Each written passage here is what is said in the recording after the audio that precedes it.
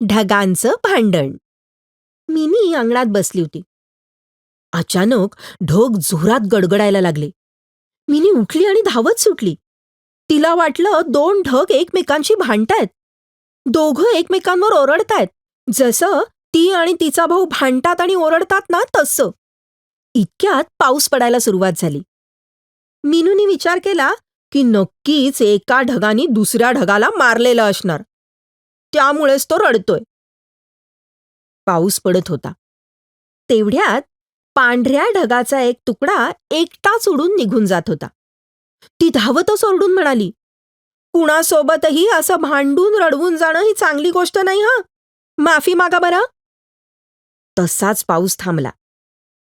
आता मिनी खूपच खुश होती. कारण तिच्या भावासारखी ढगांनी सुद्धा तिची गोष्ट ऐकली होती.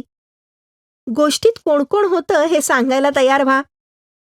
गोष्टीत काय काय झालं ते पण सांगा. मिनीला असं का बरं वाटलं की ढग एकमेकांशी भांडतायत? ढग गडगडल्याने काय होतं? आज याबद्दल घरी बोला. तुम्ही या संभाषणाचा व्हिडिओ सुद्धा बनवू शकता.